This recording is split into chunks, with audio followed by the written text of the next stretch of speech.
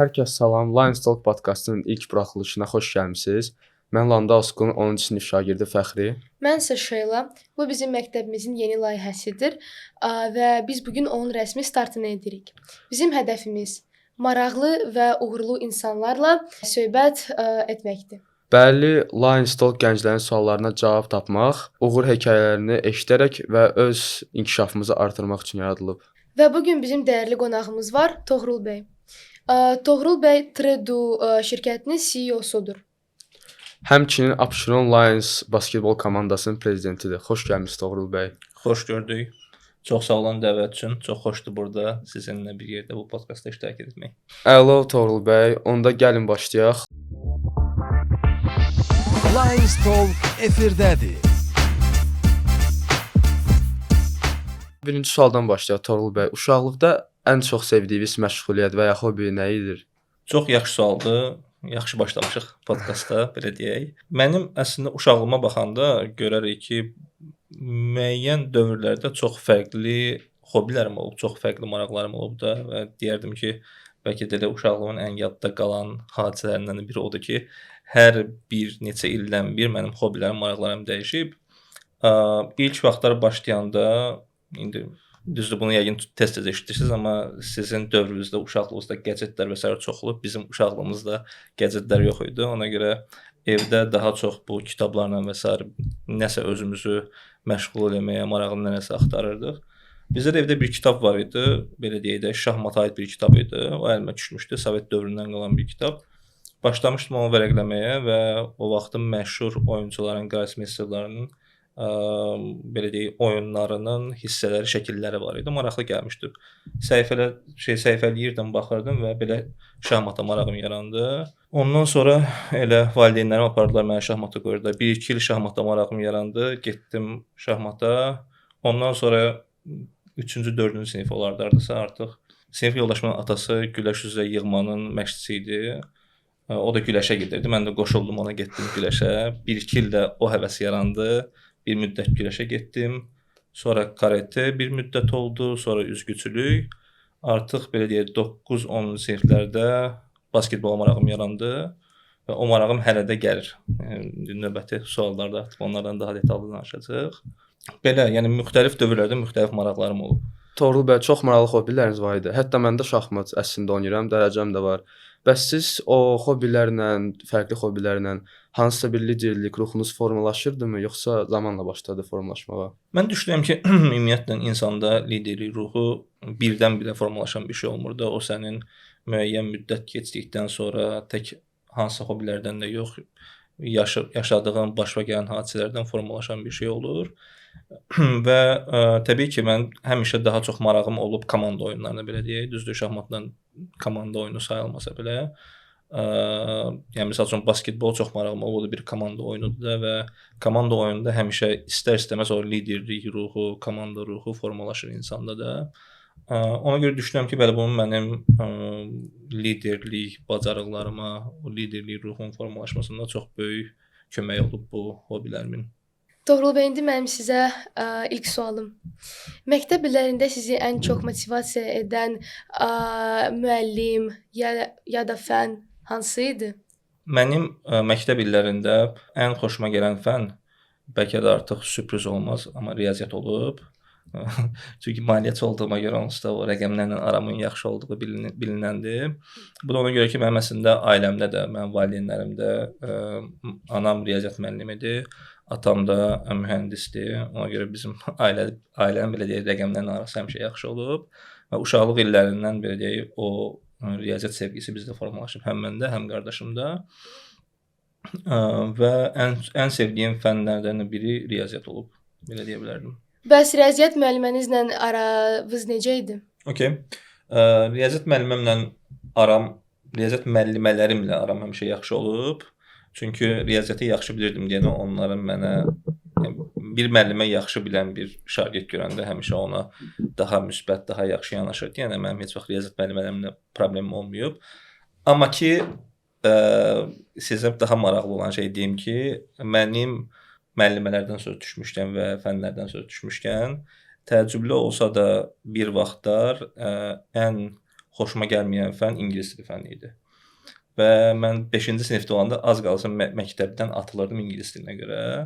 Qiymətlərim çox pis idi. O da çünki müəllim məndə o şeyi yarada bilməmişdi. Belə deyək, o istəyi yarada bilməmişdi. Orada nə baş vermişdi? Mənim 1-ci, 2-ci sinifdə normalda ingilis dili dərs keçmişdim. Sonra 3-4-də bizim xarici dil oldu alman dili.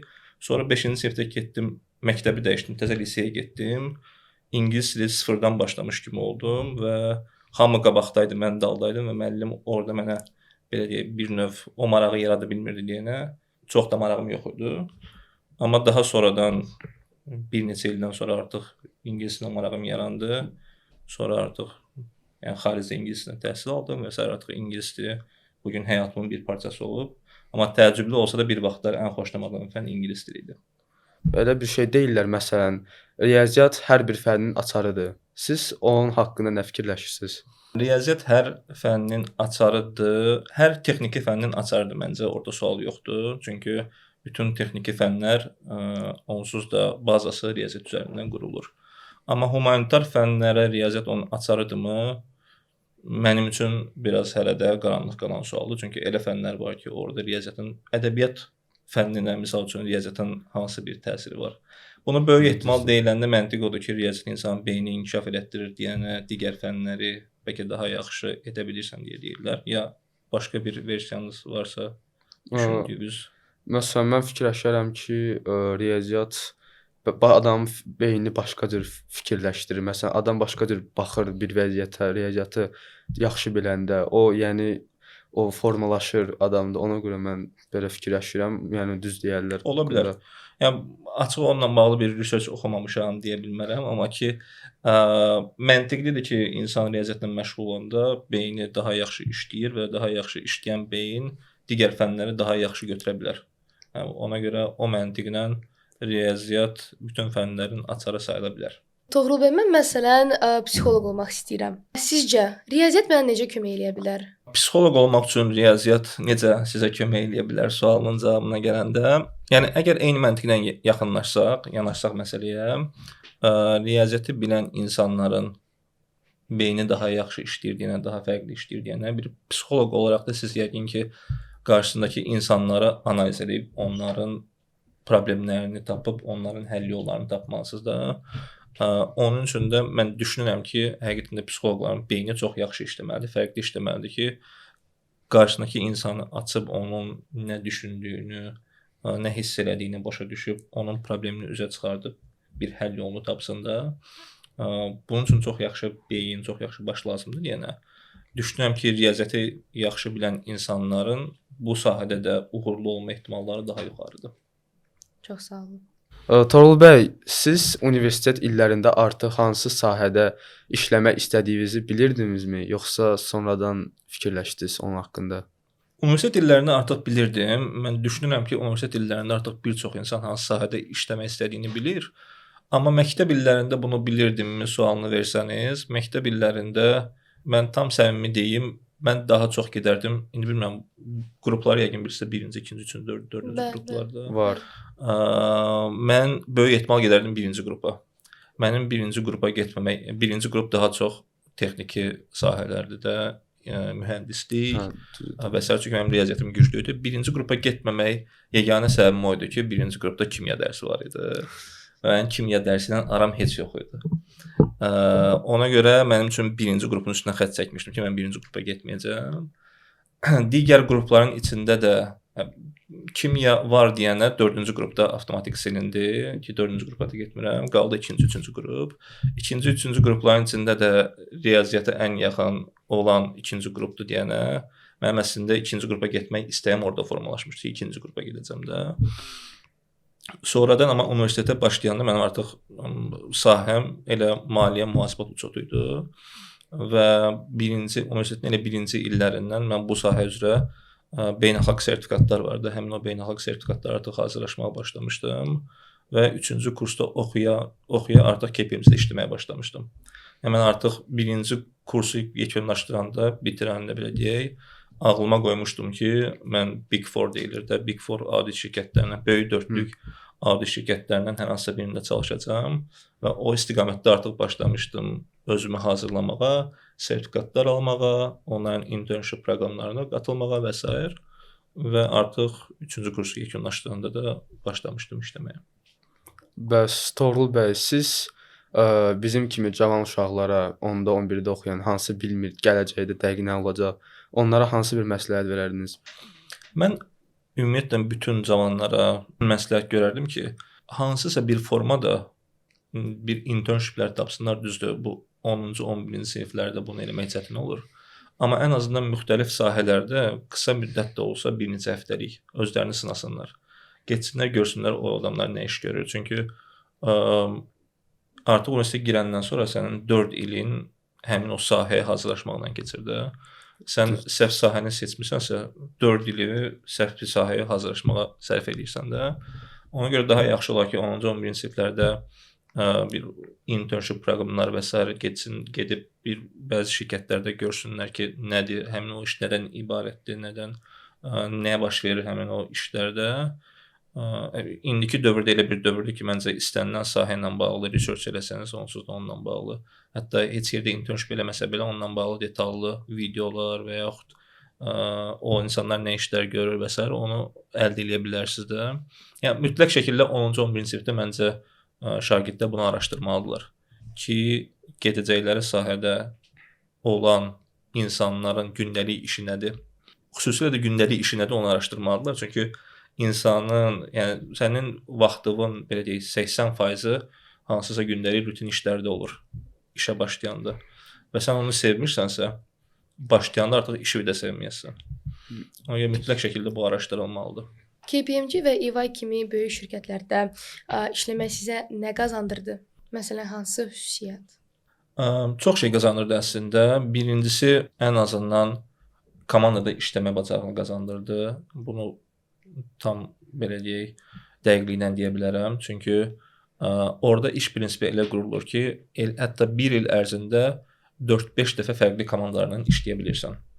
Yəni tamamilə fərqli komanda, 1-2 aylıq proyektin olur, yeni bir komanda gəlir. O komanda ilə 2 ay ərzində həm komandanı başa düşməlisən, belə deyək, əgər artıq komandanı idarə edirsənsə, oradakı insanların xasiyyətlərini başa düşməlisən, həm nə işlər görülməlidir, onları çıxardıb komanda arasında bölüşdürməlisən, həm əgər komanda arasında konflikt çıxacaqsa, onları idarə etməlisən, onları həll etməlisən və s. Yəni bu çox çətin bir prosesdir və bunu belə düşünün ki, 2 ay hansı bir komandaya öyrəşirsiniz, 2 aydan sonra sizə təzə bir komandaya gətirib verirlər ki, indi bu komandanı işləyin. 2 aydan sonra yenidən bir komanda və bu çox bir qəliz prosesdir. Amma bu sənə kömək edir ki, artıq hər cür komandanı, hər cür insanı, hər cür işçini idarə etməyi bacarasan, belə deyək. Toğrul bəy, siz fərqli sahələrdə işləmisiniz. Məsələn, maliyyədir, təhsildir və hətta idman sahəsində və rəhbər vəzifəsində işləmisiniz. Bu qədər fərqli sahələrdə siz necə adaptasiya eləmisiniz? Bu da çox gözəl sualdır, belə deyək. Hətta bunun doğrudan da çətinliyi onu yaşayan bilər, belə deyək də. Çünki məndə hətta bəzi işlərimi paralel aparmışam. Yəni bir neçə şirkətdə, bir neçə komandanın rəhbərliyini paralel aparmışam və elə olurdu ki, gün ərzində bir görüşə girirdim, tamamilə başqa söhbət gedir və ondan sonra günün ikinci yarısı gedirdim başqa şirkətdəki başqa görüşə, orada tamamilə fərqli söhbət gedirdi. Yəni burada düşündüyün şeylər tam fərqli olur da və gedib girirsən, misal üçün də burada təhsildən danışırsan, sonra gedirsən orada startupdan danışırsan, hansı ki dinamikalar çox fərqlidir də, startupın dinamikası çox sürətli dinamikadır. Orada başqa qərarlar verilir, təhsildə dinamika fərqlidir, orada başqa qərarlar verilir. İdmanda tamamilə başqa qərarlar verilir. Bu çox çətin olur, bunu danmayacağam və bu mən düşünürəm ki, elə zamanla, həm komandanın dəstəyi ilə, həm işlədiyim insanların dəstəyi ilə bu belə deyək, prosesə adaptasiya olunur və bir müddətdən sonra artıq bu normal bir şey kimi gəlir sənə də, artıq öyrəşəndən sonra ki, fərqli topiklərin arasında orada çox vacib olur ki, qısa müddətdə switch off eləyə bilərsən də. Həm əvvəlki məsələləri switch off elə, təzə şeyi switch on elə ki, təzə mövzuya gir. Bir müddətdən sonra artıq başlayır bu səndə bir habit kimi, bir xasiyyət kimi formalaşmağa. Toğrul bəy, siz fərqli dinamikalarda işləmisiniz. İndiki işdə siz o çətinliyin bəhrəsini görürsünüzmü? Görürəm, bəli. Onun bəhrəsini görürəm və necə görürəm onun bəhrəsini? İş mühitində həmişə çox fərqli hadisələr baş verir də, çox müxtəlif hadisələr baş verir. Mənim o fərqli dinamikalarda işləməyim məni çox fərqli hadisələrə, çox fərqli кейslərə belə deyək, salıb deyənə, mən artıq iş mühitində qarşıma hər hansı bir yeni bir şey çıxanda əvvəlki təcrübəmi xatırlayıram ki, okey, bu baş vermişdi bizdə də və bunu belə həll eləmişdik və o təcrübəyə əsaslanaraq daha məsələlərə daha belə soyuqqanlı yanaşa bilirəm, daha sakit yanaşa bilirəm. Mən hətta işdə həmişə deyirlər ki, yəni dünya dağılır amma sən sakit oturmusan da ki, belə görsənirəm ki, ümumiyyətlə heç nə vecimə deyil, amma daha çox bu mənim artıq məndə formalaşan bir məsələdir ki, nə baş versə də sakit olub o xatırlamağa çalışıram ki, bu mənim bir dəfə başıma gəlmişdi, burada belə olmuşdu. Burada belə eləyəcək, bu məziyyətdən çıxacaq. Məncə mənə qatdığı ən böyük, mənə verdiyi ən böyük bəhrələrdən biri də budur. Oldu. Çox sağ olun belə cavaba görə. Siz sağ olun. Maliyyə sahəsindən başlayıb indi həm təhsil, həm idman, həm də startap dünyasından lider olmaq necə bir hissdir? Fərqli hissdir. Çünki maliyyə sahəsindən başlamaq, maliyyədə daha çox rəqəmlərlə işləyirsən də, yəni bu aydın məsələdir ki, və bir çox maliyyəçi də elə o sahədə davam etməyə üstünlük tutur. Çünki rəqəmlərlə işləyəndən sonra bir müddətdən sonra artıq o necə ki özünü rəqəmlərin içində xoşbəxt hiss edirsən deyənə, o komfort zonadan qırağa çıxmaq hissiyatı olmur səndə də. İstəyirsən ki, o komfort zonasında qalasan da, bir çox maliyyəçidə bu olur da. Deməzdim, əslində nəinki maliyyəçilərdə bir çox riyaziyyatla məşğul olan, riyaziyyat yönümlü, texniki yönümlü işlərə gedən insanlarda bu olur. Bunun içindən komfort zonadan çıxmaq və belə deyək, böyük komandaları fərqli sahələrdə idarə etmək, idman kimi misal üçün çox dinamikası fərqli bir sahəyə girib və yaxud da startaplarda yenə fərqli bir dinamikada olan şirkətlər idarə etmək çox çətin olur.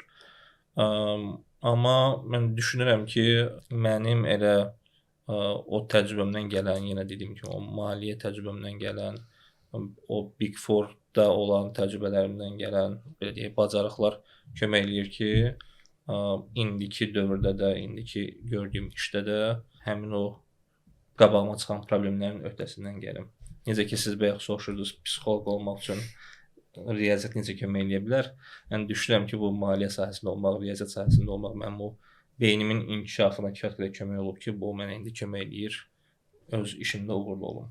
Toğrul bəy, siz Abşeron Lions basketbol klubunun prezidentisiniz. Bəs niyə basketbol, məsələn, niyə Abşeron Lions seçmisiniz? Abşeron Lions ümumiyyətlə belə deyək də, həm mənə qatdığı dəyər, həm eyni zamanda deyərdim, Landaya, bizim gənclərə qatacağı dəyər nədən ibarətdir? Bilirsiniz, Abşeron Lions klubu professional bir basketbol klubudur. Azərbaycan liqasında iştirak edir və bu il tarixində ilk dəfə Avropada Azərbaycanı təmsil edir. Bu klubun rəhbərliyi eləmək özü, belə deyək, mənim üçün həm çox fərqli bir təcrübədir, həm böyük bir qürur hissidir. Çünki ən azından həmişə o klublara mən baxmışam televizor arxasından, onlar orada oynayıblar, sevinmişik, pis olmuşuq, fikirləşmişik ki, çox vaxtı bunlar niyə belə oynayır və s. Amma onun arxasında nə baş verir, nələr olur, onu heç vaxt görməmişdim də, ən azından mən öz adıma deyə bilərəm. Kluba rəhbərlik etmək mənə onu göstərir də ki, bu insanlar, bu oynayan insanlar təkcə orada qaçan, orada belə deyək, sırf fiziki mübarizə aparan insanlar deyil də. Bunlar insanlardır, bunların hansısa həmin anda ağıllarından keçən min dənə fərqli məsələ var. Onların psixoloji durumu fərqli ola bilir, onların sağlamlıq vəziyyətləri fərqli ola bilir. Yəni mən heç vaxt bunu hiss eləmirdim və bunu klub rəhbəri olanda hiss eləməyə başladım. Nümunə kimi deyə bilərəm ki, misal üçün bizim ilk oyunumuz Europe Cup gedir də, FIBA Europe Cup-da. ilk oyunumuz Kiprdən Azərbaycanda oldu və bu oyunu biz 30 xal fərqi ilə öndə gedirdik. Sonra xal fərqi aşağı düşdü, 16 xal fərqi ilə udduq. Sonra getdik növbəti səfər oyunu Kiprə və biz hamımız əmin idik ki, Kiprdə udacaq onları da. Çox rahatlıqla getmişdik ki, Kiprdə udub qayıdıb gələcəyik. Getdik 17 xal fərqi ilə uduzduq, qayıtdıq, gəldik. Adam belə baxanda fikirləşir ki, yəni bu necə ola bilər də? Burada sən 16 xal fərqi ilə uddun, 30 xal fərqi ilə udurdun, sonra 16-ya düşdün, getdin orada niyə 17 xal fərqi ilə udub qayıdıb gəlsən də? Amma mən o prosesin içindəydim deyənə mənə bu təəccüblü gəlmir. Nə baş verdi də? Bir, buradan Kiprə getmək üçün 13 saatlıq yoldur. Yəni komanda düşünün ki, 13 saatlıq bir fiziki yorğunluqla gedib çıxır ora. Sonra orada gedib çatırlar, səhərsi gün məşq edirlər və axşam da çıxırlar oyuna da. Və birinci məşqlərində çıxıblar, görürlər ki, sən demə oynayacaqları top burada oynadıqları topdan fərqlidir. Yəni daha yüngül topdur. Bu da basketbolda topun bir balaca yüngül olmağı da sənin dəqiqliyinə çox böyük təsir edir də. Və sən bunu bir gün qalmış öyrənirsən ki, sabah çıxacağın top fərqli topdur. Sən nə qədər məşq eləsən də, illərdir məşq elədiyin topdan fərqli bir topla çıxıb yaxşı nəticə göstərə bilməzsən də. Bu da bizim üçün təcrübə oldu, çünki biz bilmirdik ki, sən demə FIBA-nın icazə verdiyi 20 dənə top növü var və hər federasiya özünə uyğun top növünü seçir. Bizim federasiyanın seçdiyi top növü ilə onların federasiyanın seçdiyi top növü fərqliymiş. Və o avtomatik olaraq bizim oyunçuların, yəni oyuna baxan olsa görəcək ki, nə üçlü yatırdıq, girmirdi heç bir şeydə orada da. Çünki fərqli topla oyunlar daha yüngüldülər, dəqiqliklər zəifləyir. Sonra bunun əlavə komanda üzvləri var idi ki, onların ailəvi məsələləri var idi. Oyundan bir gün qabaq pis xəbərlər alanları var idi və sən gördün ki, oyunda onların motivasiyası düşür aşağıda. Bunu mən klub rəhbəri olmasam heç vaxt bilməyəcəkdim və düşünəcəkdim ki, bunlar burada uddular, niyə getdilər, orada uduzdular da. Əsəbimdən patlayacaqdım da, amma o işin içində olanda insan görür, başa düşür və başa düşürsən ki, belə deyək də, o səhnə arxasında əslində nələr baş verir. Mənə qatdığı ən böyük dəyərlərdən biri məncə buydu. Bizim ümumiyyətlə həm gənclərimiz üçün, həm belə deyək Landa üçün qatacağı böyük dəyərlərdən biri olacaq ki, artıq bilmirəm, yəni ki, məlumatlarımız var, artıq Landa tələbələri də, şagirdləri də Abşeron Lions'ın Under 12, U12, 14, 16 komandaları vardı. O komandalarda iştirak edə bilirlər artıq. Yəni yaxşı oynayan basketbolçular Landa onu həm Azərbaycanda, həm Azərbaycandan kənar təmsil edə bilərlər. Məncə bu böyük bir, belə deyək, şəraitdir bizim uşaqlarımız üçün də ki, onlar da gəlsinlər, özlərini göstərsinlər. Çünki yəni xüsusilə də USA, Amerikaya oxumağa getməyi düşünən insanlar, orada bilirsiniz də, əgər basketbolda yaxşı nəticəniz varsa, birbaşa universitet sizi qəbul edə bilir hətta. Hətta scholarship verə bilir ki, onların universitetlərinin daxilində siz onların basketbol komandalarında oynasaz, yəni müəyyən full scholarship kimi sizə scholarship verə bilirlər. Mən düşünürəm ki, bu çox böyük fürsətdir bizim uşaqlarımız üçün və bu fürsətdən yararlanacaqlarını düşünürəm. Toğrul bəy, gördüm belə çox maraqlı danışdınız basketbol haqqında. Bəs sizcə idman gənclərə necə bir təsir yaradır? Bu da yaxşı sualdır. Bununla bağlı mən ümumiyyətlə researchlərdə çox oxumuşdum da ki, ümumiyyətlə nəyə görə idman vacibdir də və bütün researchlərində dediyi odur ki, əslində idman akademik tərəfdən uğurlu bir çox insan əslində idmanla məşğul olan insanlar olur. Çünki idman həm sizin beyin sağlamlığını deyək də yaxşılaşdırır, həm gümrahlaşdırır, sizi daha produktiv eləyir, belə deyək də oxuduğunuz dərslərdə və s.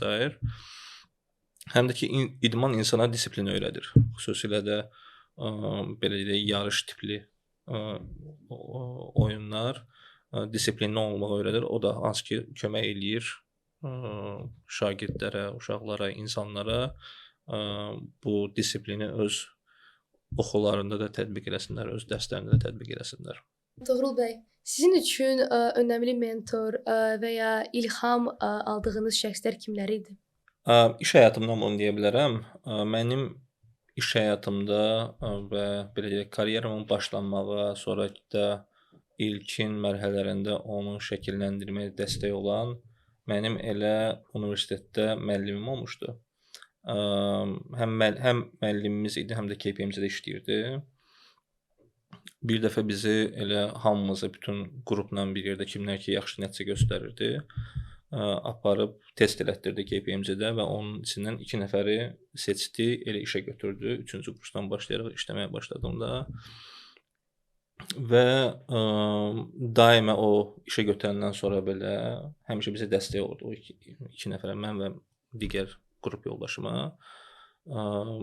Hətta bir dəfə yadımdadır ki, belə bizim team building eventlərin birində ona ilin ən yaxşı menecer mükafatını vermişdilər.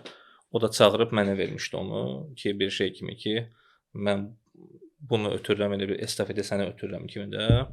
Mən hələ də onu xatırlayıram misal üçün də. Ondan sonra bu baş verib 2014-cü ildə də 11 il bundan qabaq 11 il ərzində çoxlu menecerlərim olub, çoxlu rəhbərlərim olub, özüm də çox komandaları idarə etmişəm, amma mənim hələ də xatırlayanda, elə siz sual verəndə və yaxud fikirləşirdim ki, ağlıma gələn olur ki, o mənim çox motive eləmişdi həmin vaxtda ki, mənə güvənib bura gətirən, indi də mənə dəstək olan bir insan var. Buradan çox sağ ol deyirəm buna. Toğrul bəy, bəs sizdə karyeranızda ən çox dərs verən uğursuzluq nə olub? Siz paylaşa bilərsinizmi? Paylaşa bilərəm. Uğursuzluqlar çox olub açığı da, yəni bir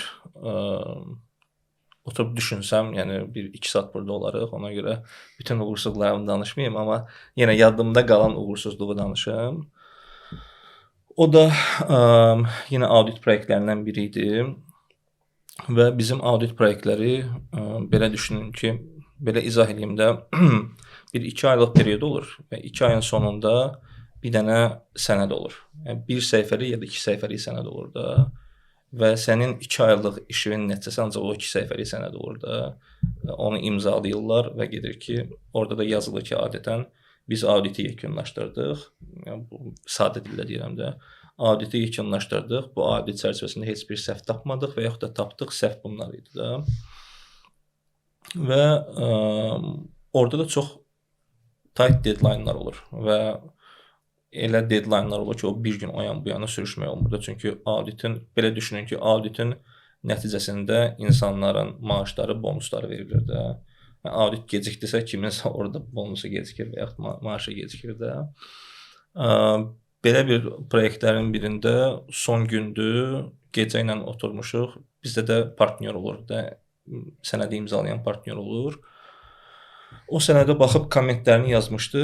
O da biraz kommentlərini kağızda yazmağı xoşlayan insan idi. Kağıza kommentlərini yazmışdı və getmişdi. Biz də oturub işləyirik. Gecə saat 1 idi, 2 idi və s. Kommentlərini yekunlaşdırdıq və adətən də kommentlər olan səhifəni də qoyuruq. Plus yeni artıq düzəldilmiş versiyanı da qoyuruq ki, o yoxlaya bilsin ki, kommentləri nə idi və onu necə düzəltmişik və sonunda desin ki, hə, hər şey okeydir, imzalasın. Onu da çap elədim və adətən bizdə orada xaos olur da həmin anda. Çünki neçə dəfə çap edirsən, baxırsan, görürsən ki, səhvlər var, düzəldirsən və s. Kağızlar çox yığılır. Qutarandan sonra da bizdə shredder aparatları olur. Konfidensial məlumatlar deyənə yekunlaşdıranda onları shredder eləməlisən də, doğramalısan ki, başqaları məlumatları oxumasın. Sənəd stonsunda çox idi. Mən də sənədləri yığışdırdım, apardım, shred elədim. Shred eləyəndən sonra gördüm ki, bəs kommentlər yazılan səhifəni də shred eləmişəm. O da ki, hardasa onu baxıb kommentlərini yazmaq bir 3-4 saatını almışdı və səhərsi gündə bunu imzalamalıyıq. Artıq getməlidir hesabat getməlidir. İndi mən də açmışıq shredderi. Orada da kağızlar çox xırda-xırda doğrayırlar da. Bir baxırıq ki, bəlkə bundan necə birləşdirə bilərik, çıxarda bilərik. Gördük ki, yəni mümkün deyil də, bu mümkün deyil ki, çıxardaq. Dedi, heç nə də olub da, başqa eləyəsə bir şey yoxdur. Amma kommentlər artıq adres eləmişdik, hazır idi da. Yəni, son versiya əlimizdə var idi. Geçən səhər partnyor gələndə elə birinci işim oldu ki, gelim deyim ki, bəs belə bir hadisə baş verib. tam belə səmimi desəm, yumşaq dillə desəm, yüngülvari əsəbləşdi deyək, partnyor. Amma başa düşdü ki, artıq baş verib də edilisi bir şey yoxdur. Oturdu, yenidən baxdı, review elədi və s. Qısa müddətdə düzdür, kommentdən çox nə dərs eləmişdi deyəndə çox sualı qalmamışdı. Sonra imzalandı, getdi. Həmin gün yenə yekunlaşdırdıq işi. Amma mənim həyatımda böyük bir dərs kimi qaldı ki, nə qədər də şey olsam, artıq əmin olmalıyam ki, nə qədər yorğun olsam da, görsəm ki, nə vaxt ki, çox yorğunam, nəsə səhv eləyə bilərəm, onda o işi qoyuram, deyirəm ki, bunu səhər gəlməliyəm. Çünki yorğunluqda elədiyin şeylərin, səhvlərin daha çox ola bilər. Nəinki onun gətirəcəyi xeyrdənsə ziyan daha çox ola bilər də. Ona görə mənim üçün dərs oldu ki, yorğunsansa nəyisə saxla, səhər davam elə. Çox sağ olun. Çox sağ olun. Buyurun. Buyurun. Bizim Fəxri ilə 15 yaşımız var. Məsələn, sizin də indi 15 yaşınız olsa, Landau School-da da siz oxuyardınızsa, bizə nə məsləhət verə bilərdiniz? Nələri edərdiniz, nələri etməzdiniz? 15 yaşım olsaydı, mən daha çox şeyi try eləməyə çalışardım. Daha çox təcrübə qazanmağa çalışardım. Səhv eləməkdən qorxmamağa çalışardım. Fail eləməkdən qorxmamağa çalışardım. Çünki nəinki 15 yaşı, yəni cavanlıq müddəti belə deyək də, özümü artıq biraz cavanlığa keçmiş kimi hesab edə bilirəm deyənə deyirəm. Uşaqlıq və cavanlıq müddəti bizim insan olaraq səhvləri edə biləcəyimiz dövrdür. Yəni o periodda nə qədər çox səhv eləsək, nə qədər çox hər səhv bizim üçün yeni bir təcrübədir belə deyək də. O qədər çox dərs olacaq. O qədər çox dərs olacaq. Yəni və səhvlərdən qorxmayan insan həmişə təbii ki, səhvlərindən öyrənməyə çalışmalısan. Səhvlərindən öyrənə-öyrənə daha yaxşı yerlərə gələ bilər. Amma ki, o səhvlərdən qorxsan, onları eləməsən, düşünsən ki, bunu eləsəm onsuz da alınmaz eləməyim, onda həyatda o qədər də uğurlu olmarıq da. Ona görə özümə də qayıtsam yenə 15 yaşıma, yenə deyərdim ki, çalış daha çox şeyə can at, daha çox proyektlərə get, daha aktiv ol, səhv eləməkdən qorxma. 15 yaşında sən hər şeyi bacararsan və hər şeyin arxasınca get. Belə bir məsləhət verərdim özümə. Nələri etməzdim sualın cavabı isə məncə hər şey eləyərdim. Yəni 15 yaşında məncə nələri etməzdim, vaxtımı boşuna xərcləməzdim misal üçün. Çünki doğrudan da çox dəyərli vaxtlardır. O vaxtları səmərəli istifadə etmək çox vacibdir. Toğrul bəy, sizə son sualım var. Bugünkü podkast haqqında siz nə düşünürsüz? Düşünürəm ki, çox maraqlı podkast keçdi. Çox sağ olun bir daha dəvət üçün. Belə deyək, sizin 15 yaşında ilk podkastınızdır. Bu mənim də 32 yaşımda ilk podkastımdır. Ona görə ən azından məndən 1-0 öndəsiz də bu sahədə belə deyək də. Maraqlı idi suallarınız həqiqətən də. Məni bir cavanlığıma qaytardı.